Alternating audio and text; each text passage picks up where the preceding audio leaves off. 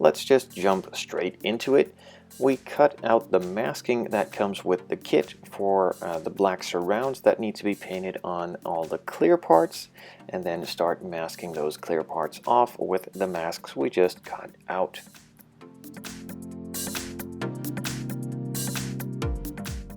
For these bigger pieces, I just peel 1/2 off and then cut that off and throw it away. And then I can just easily slide it around with the 1/2 that is still covered and get it into those tight corners and exactly where it needs to be.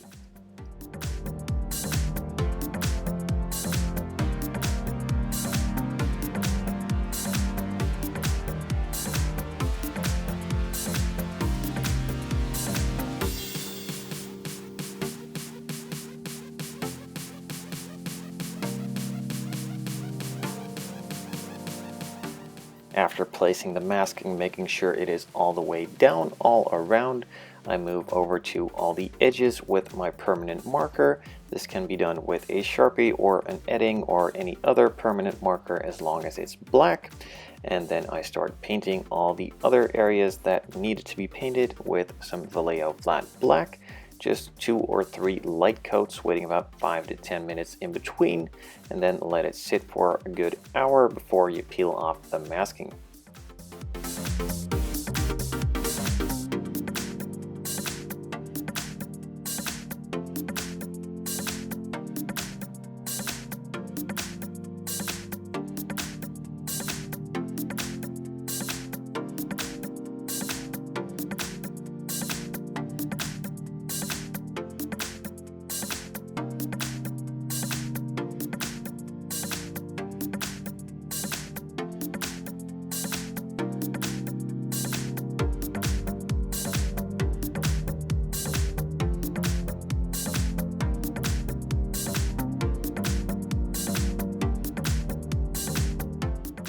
With the second coat of black on, I let it dry for about an hour and then carefully lifted up the edge and removed the big piece of masking.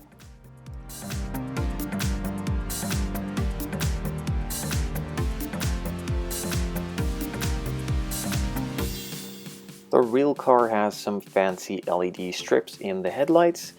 I don't, so I just took out a paint marker that is very fine and marked off the raised areas that the kit provided in the clear parts and just painted them white.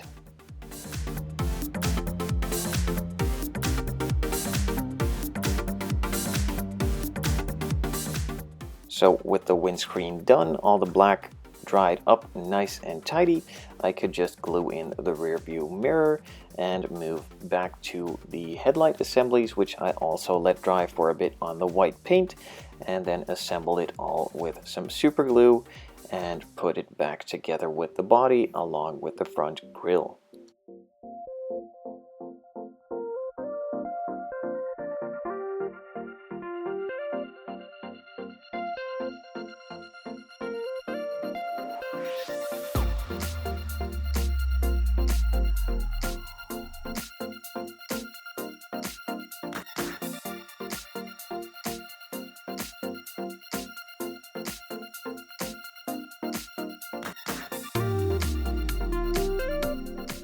The front is finished for now, so I added the headliner in, attached the window wipers, and attached that entire assembly to the body as well.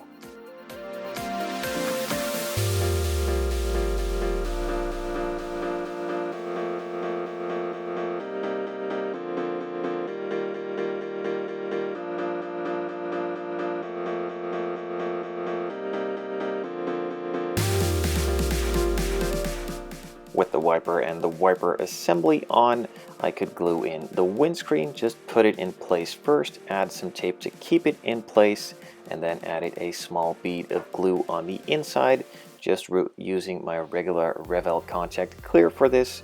Nothing fancy, it just works really well for these clear parts and is a really safe glue to use.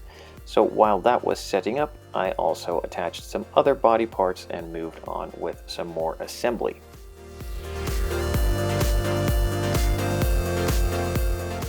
After spending about 15 to 20 minutes on each of these side windows to make them fit, sanding them, filing them, test fitting them, adding some permanent marker to fix them a bit, and sanding them some more, they fit in perfectly.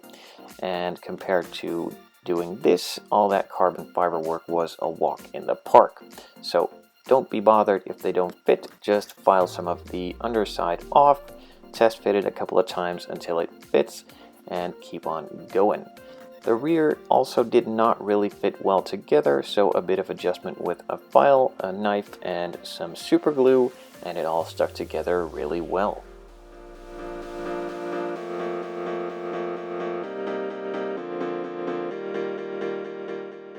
With all of those rear pieces assembled, just add some hinges to the engine cover, test fit that a couple of times, and then I could move on to fitting the chassis and interior together with the body.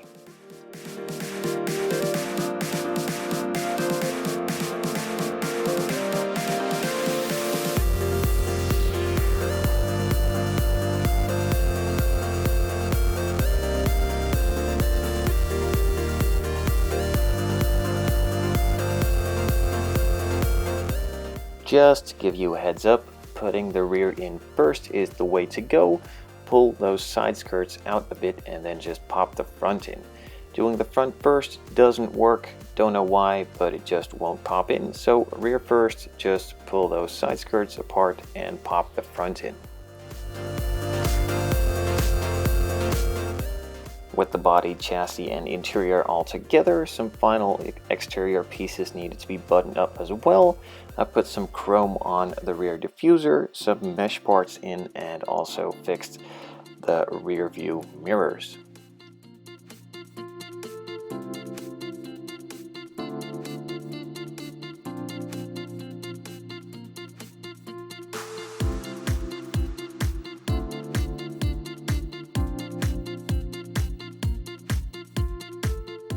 I gave the Panelline some love with Tamiya Panelline accent color, just giving it a few drops, let it roll down all the way in there, and wipe off the excess on these edges.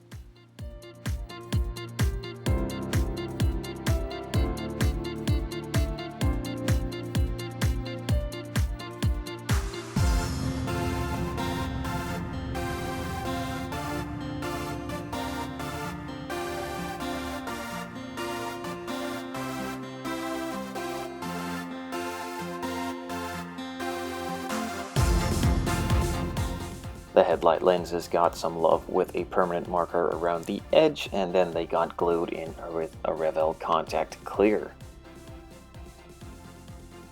The mirrors were already glued into the housing, so I could glue that assembly onto the body as well.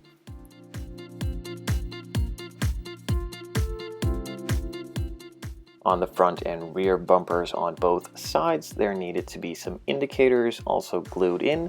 These came in clear, and I thought it would look good to let them stay in a clear plastic instead of giving them some red or orange, as I usually do, but I thought it would just flow a bit better with the carbon, all the camo, and the gray main color.